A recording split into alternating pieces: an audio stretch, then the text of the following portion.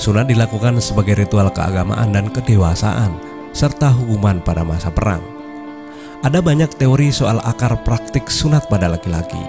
Ada pendapat kalau sunat lahir dari kebudayaan Mesir kuno, namun teori terbaru menyebut sunat berasal dari kebudayaan Arab Selatan dan sebagian Afrika.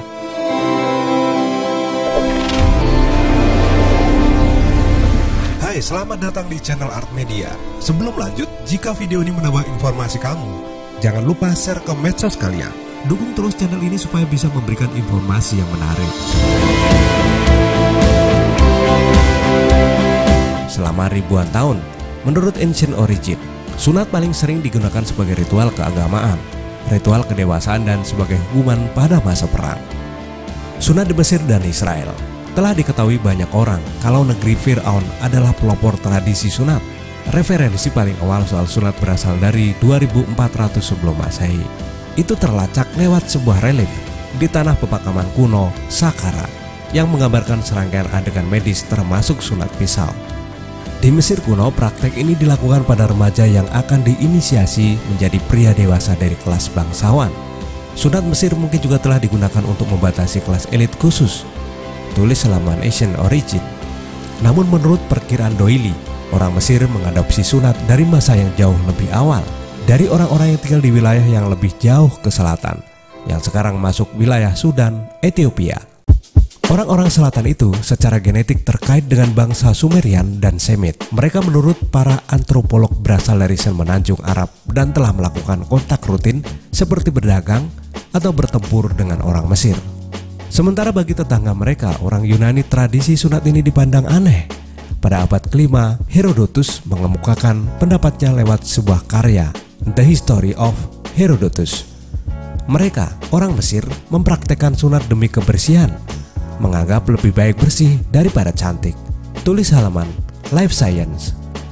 Adapun di Israel kuno, sunat memiliki fungsi dan proses yang agak berbeda. Sunat merupakan penanda etnis yang menunjukkan bahwa mereka adalah bagian dari bangsa Israel. Sebagaimana orang Yahudi modern, sunat biasanya dilakukan pada bayi 8 hari setelah kelahiran. Kendati praktek itu juga bisa dilakukan pada orang dewasa jika diperlukan. Mereka biasanya orang yang tadinya non-Israel tapi kemudian memutuskan ingin masuk ke komunitas Yahudi. Salah satu cara yang membedakan agama Kristen dari Yudaisme adalah orang Kristen non-Yahudi tidak perlu disunat. Jelas Ancient Origin. Sunat di budaya Afrika lainnya. Mesir bukan satu-satunya budaya Afrika yang mempraktikkan sunat. Sunat umum di kalangan masyarakat Afrika Timur. Sebagaimana di Mesir kuno, biasanya sunat terkait ritus peralihan ke dewasa. Laki-laki muda dari etnis Xhosa dan Zulu secara tradisional memiliki ritual sunat yang rumit, di mana tubuh mereka akan dicat dengan kapur sebelum disunat. Mereka akan diisolasi dari komunitas selama beberapa minggu.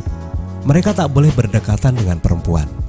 Setelah disunat, mereka akan meninggalkan kulit khitan yang terpotong di hutan sebagai simbol meninggalkan kehidupan masa kecil untuk menjadi laki-laki dan kemudian mencuci kapur di sungai. Sunat masih dilakukan secara teratur oleh pengusung kebudayaan ini, tetapi biasanya di rumah sakit, bukan dengan cara tradisional. Tulis Ancient Origin. Sunat di kawasan Oceania. Sunat secara historis tidak ada di Afrika dan Timur Tengah. Praktik semacam ini juga dilakukan di Oceania dan Australia oleh suku Aborigin. Mereka menggunakan kerang laut sebagai alat pemotongnya. Orang yang disunat ditahan tubuhnya agar menghadap ke atas. Dia berbaring di punggung seorang pria yang berlutut, lengan dan kakinya dipegangin oleh pria lain. Untuk menghentikan pendarahan, menurut Doyle, mereka berjongkok atau berdiri di atas asap dari api yang ditutupi dengan daun kayu selama beberapa jam. Ada yang mengatakan darah yang menetes ke dalam api adalah simbol simpati kepada perempuan yang mengalami menstruasi, jelasnya. Di Oceania dan Australia, sunat adalah ritual peralihan ke dewasa sekaligus ujian keberanian.